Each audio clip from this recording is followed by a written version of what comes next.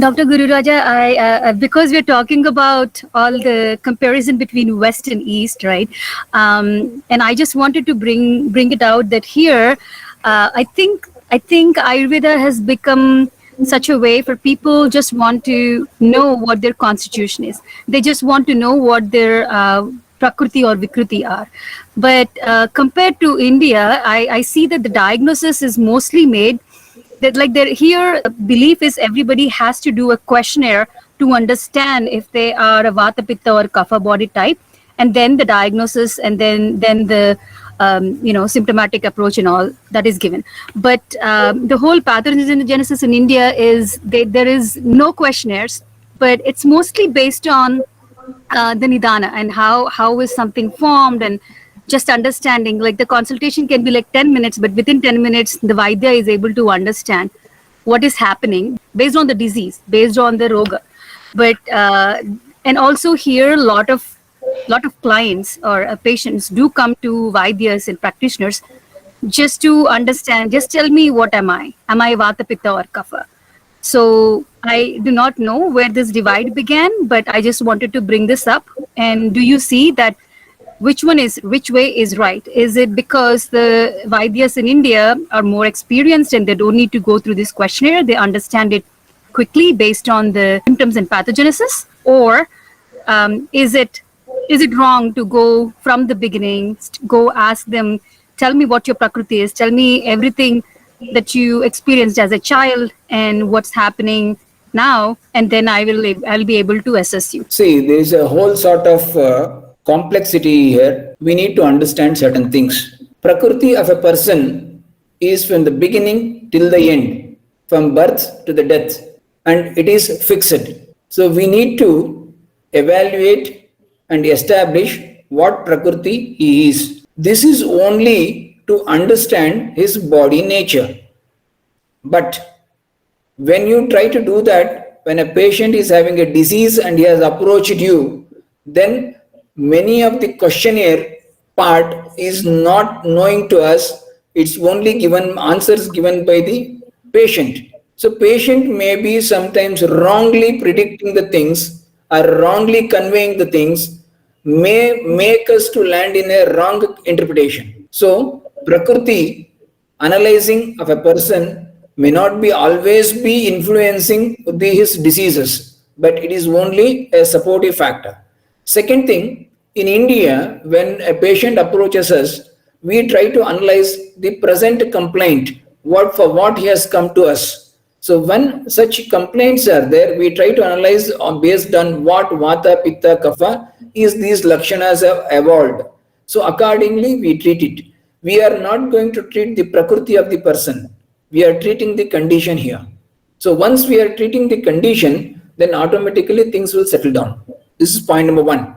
Point number two, in the West, the people are coming to Ayurveda and such other things, or even in India, only when the other system of medicine is exhausted or they're closed their doors for your problems, then only. Or afterwards, realizing that I should go for Ayurveda, such type of alternative medicines, because there is a lot of side effects in this synthetic drugs, or I don't want to take it, or let me try an alternative methodology for this. So all these criteria, when such a patient comes to us or a client comes to us, definitely he will have lot sort of questions. Then it is our duty to quench his thirst. Whatever the questions he comes with, we should be able to convince them on the lines of the fundamental principles. When we could able to do that, then automatically the client will be convinced. Then you can try to give that medicine. And of course, when you finalize the things of Nidana and everything, Lakshanas, when you analyze these things, and ultimately there will be always a presenting complaint, very annoying complaint, and real thing. First of all, when such a things have been trying to analyze it, we need to understand whether it is really part of the disease or it is a upadrava. It's a complication of the disease. If it is a complication of the disease, no need to treat the complications first. Go for directly to the vyadhi or the disease. Second thing, when we are trying to analyze those things, try to understand whether it is a striking feature or not. For example, in case of a skin disease, the most striking feature in case of a male, when he comes, many a times what I have observed is itching. So intense itching is there. I don't want to tolerate this. Give something. But similar condition, when a female comes to me with the same sort of itching associated with discoloration, her interest will be on discoloration along with itching. She is worried about the discoloration also. Whereas in case of a male, he is not worried about the discoloration. So this is a perspective, changes from person to person. We need to understand. But as a physician, treating physician, we need to first ascertain what doshas are present and how the lakshanas are evolved, whether it is alarming, whether it is going to cause any problem, or it is a superficial one, it is a deep-seated one.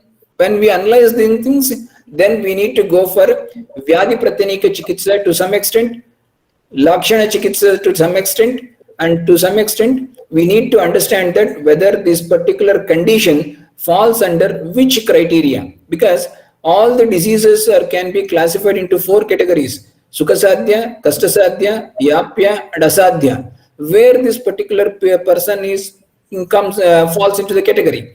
Then accordingly convince, then follow the treatment. Then comes the treatment criteria. What should be, whether the patient should be taken for Shodhana or Shamana. Once again, when you understand there is a Bahudosha, there is a lot of Lakshanas and the patient is having lot of Shakti as well as Agni, but still there is lot of Kandu, Pidaka and Glani and such type of things are there, then he is a suitable person for the Shodhana Chikitsa. If it is a Durlabha, weak person, a Krusha person, but dosha is profoundly increased, in him also, do it with Sadhyo Virechana, Sadhyo Shamana, Sadhyo Vamana, something like that, with a short duration, with a short span, or a modified short forms of Panchakamas. Then the things will settle down. So it all comes by little bit experience and certain things by the following the concepts in a very rigid manner. If you follow the things in a very rigid manner, definitely you will understand it. West teaching the Ayurveda in a something different manner means is all different perspective, what we can say. But altogether, understanding a prakriti of a person is important to know his nature. Because, for example, a Vata prakriti person in Vataja Kala, if he gets Vataja Vikara, then his disease nature will be very strong Vata. So that to understand that, we need to go for the prakriti analysis. Otherwise, even conditions can be managed first, then about his prakriti. And to add a couple of points. So, I mean, there is a question that prakriti analysis or disease treatment, which is important. So, for what the client has come to you, if the client only wants to have prakriti analysis with half an hour or questionnaire, so that is the purpose of client's visit to your clinic, then that is the thing that is to be done. But suppose a client has fallen and has an elbow pain, he doesn't want to wait and fill the form for like half an hour. So he wants his elbow to be fixed. So which is right or which is wrong? So both are right in both contexts. Not worrying much about the prakriti, but concentrating only on disease when the client has come to you specifically for that disease.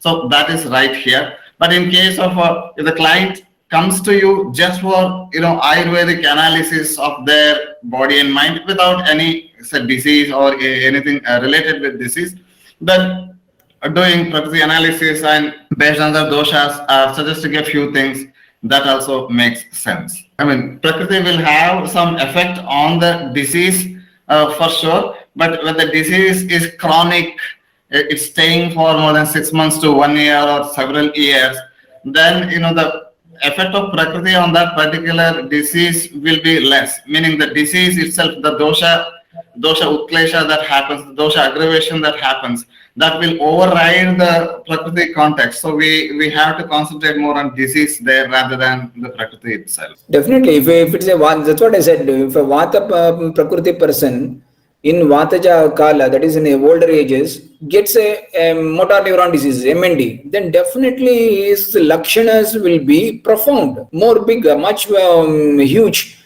The person will have a lot of complications related with that. Similarly, if a person with Kafaja Prakriti in Kafakala gets more of Kafaja Vikara, then of course it will be very convincingly we can say that it is more profound Kafaja disease. And here Prakriti is also supporting the person's disease conditions. But otherwise, for example, that's the thing, and such a type of diseases are not kept under Sukhasadhya.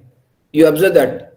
What is Sukhasadhya? One which is produced by one dosha involvement, one which is produced by one dhatu involvement, or Navotita means it is a recent onset, and such type of things are kept as Sukhasadhya and easily curable by the medicines. Whereas when multiple doshas are involved, then it is present since a long time and it is involving various organs, deep-seated one, then definitely that impact of those things.